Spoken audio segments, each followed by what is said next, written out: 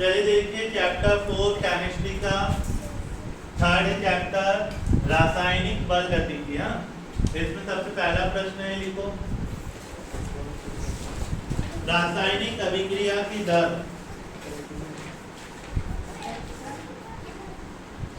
रासायनिक अभिक्रिया की दर को परिभाषित कीजिए।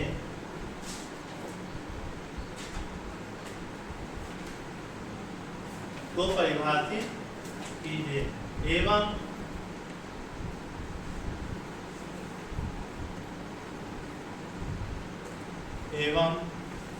इसे प्रभावित करने वाले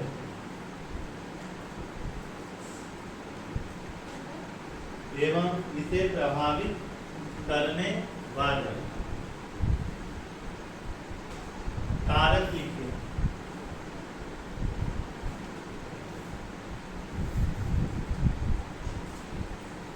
इसे प्रभावित करने वाले कारक, ठीक है।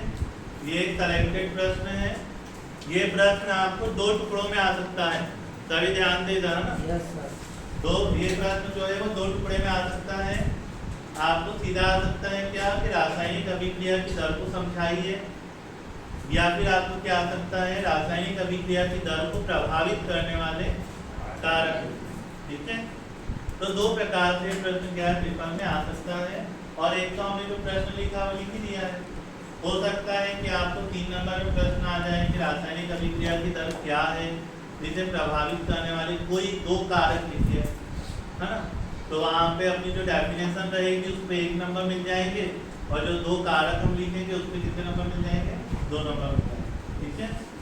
तो देखिए रासायनिक अभिक्रिया की दर बहुत सिंपल प्रश्न है ना। ध्यान से समझेंगे समझ में आ जाएगा। देखिए हमने माना कि कोई एक रासायनिक अभिक्रिया हो रही है जहां A प्लस B चेंज हो रहा है, इसमें C प्लस D में, ठीक है। इधर ध्यान से समझिए, है ना। यहाँ A प्लस B काय में परिवर्तित हो रहा है, C प्लस D में।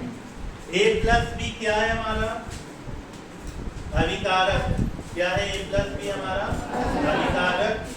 आप इसको अभिकारक भी बोल सकते हैं और क्रियाकारक भी बोल सकते हैं, ठीक है। दोनों शब्द कह सकते हैं। किसी बुक में आपको अभिकारक शब्द मिलेगा और किसी बुक में आपको क्या मिलेगा, क्रियाकारक, ठीक। और C प्लस D जो है ये क्या है, उत्पाद, रिजल्ट है ना। रिजल्ट मतलब उत्पाद या क्रियाफल, है ना।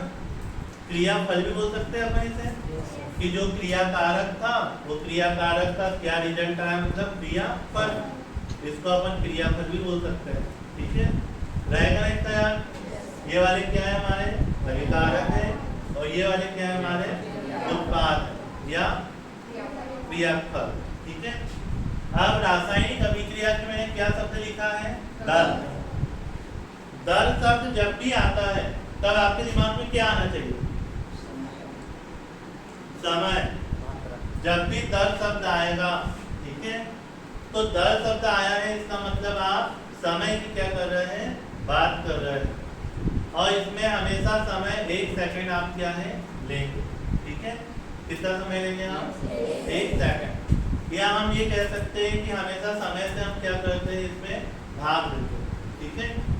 तो क्या है, देखिए रासायनिक अभिक्रिया की जो दर है इसकी परिभाषा कुछ इस प्रकार से है कि अभिकारक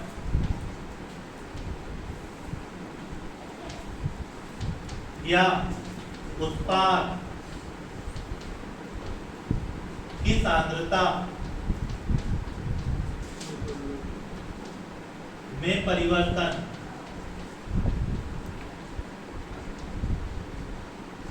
बटे समय अंतराल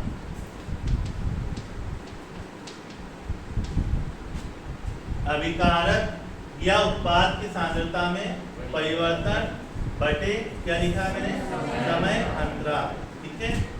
समय हम कितना लेंगे, 1 सेकंड। 1 सेकंड में अभिकारक या उत्पाद की सांद्रता में जो परिवर्तन होता है, ठीक है। किसी भी रासायनिक अभिक्रिया के लिए 1 सेकंड में या आप 1 सेकंड शब्द नहीं लिखना चाहते हैं तो आप क्या लिख सकते हैं, एकांक समय। क्या लिख सकते हैं, एकांक समय, है ना। एकांक समय में या 1 सेकंड में अभिकारक या उत्पाद की सांद्रता में जो परिवर्तन होता है उसे हम क्या बोलते हैं, रासायनिक अभिक्रिया की दर कहते हैं। क्या कहते हैं उसे हम, रासायनिक अभिक्रिया की दर। या आप अभिक्रिया का वेग भी बोल सकते हैं, ठीक है। हम क्या बोल सकते हैं, अभिक्रिया का वेग भी कह सकते हैं। आया समझ में क्या कहा मैंने। क्या लिखेंगे आप परिभाषा इसकी, मेरा बोलो सभी लोग। किसी रासायनिक अभिक्रिया के लिए एकांक समय, एक साथ बोलो ना सभी।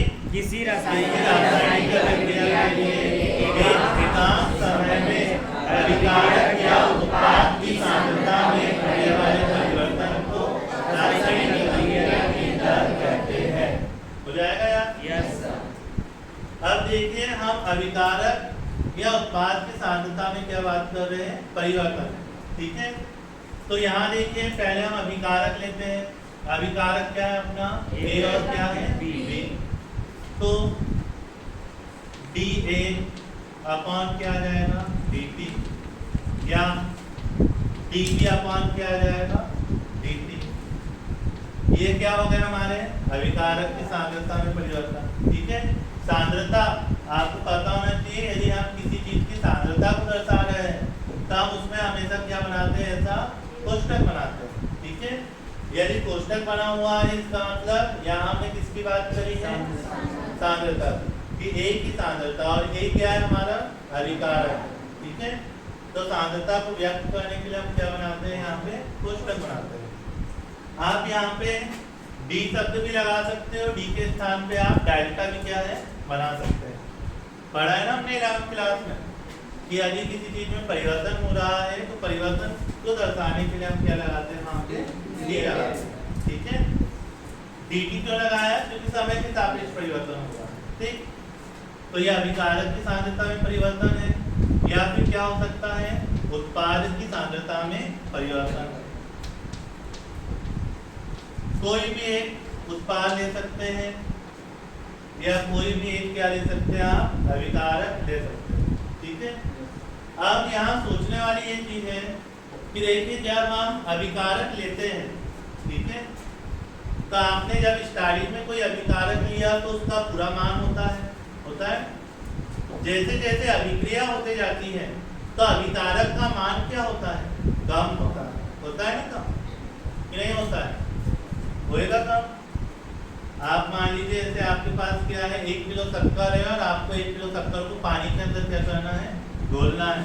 आप अभिक्रिया करा दो तो स्टार्टिंग में शक्कर कितनी थी, 1 किलो, उत्पाद कितना था, 0 था ना, 0। हमने 1 कप शक्कर डाली, शक्कर कम हुई, उत्पाद बढ़ा, फिर और अभिक्रिया आएगी, शक्कर और कम होगी और उत्पाद क्या आएगा, बढ़ेगा, होता है। तो जैसे जैसे अभिक्रिया होती है तो अभिकारक की सांद्रता क्या होते जाती है, कम होते जाती है, उत्पाद की सांद्रता धीरे धीरे क्या होती है, बढ़ती है।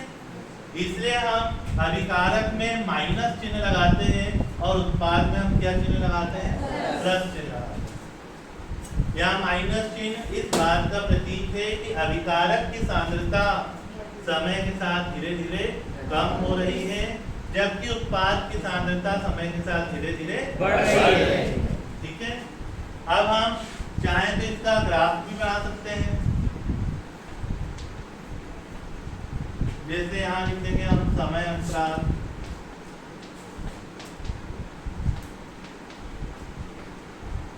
यहाँ लिख देते क्या, सांद्रता, ये क्या है हमारा सांद्रता। तो देखिए चलिए समझिए ग्राफ भी क्या है, बहुत सिंपल है ना।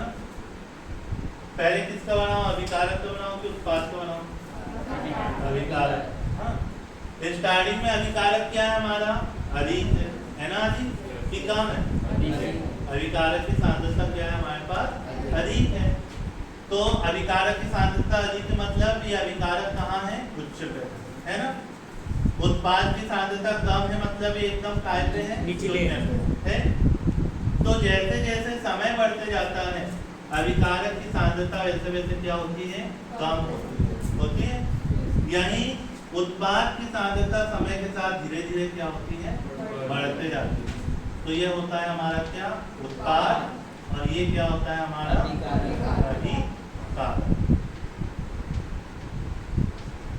आया समझ में? मोस्ट आईएमपी प्रश्न है ना, आप मजाक में मत लीजिए प्रश्न को, बहुत सिलेक्टेड प्रश्न है और प्रश्न में कोई विशेष दम नहीं है, ठीक है, बहुत सरल है।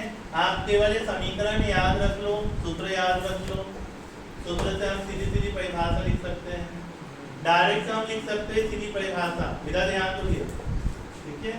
हम डायरेक्ट सीधी परिभाषा लिख सकते हैं क्या, कि एकांक समय में, कभी हमें एकांक शब्द याद नहीं आ रहा है तो हम क्या लिख दो, 1 सेकंड, ठीक है। 1 सेकंड में किसी रासायनिक अभिक्रिया के लिए अभिकारक या उत्पाद की सांद्रता में होने वाले परिवर्तन को रासायनिक अभिक्रिया की दर कहते हैं, ठीक है।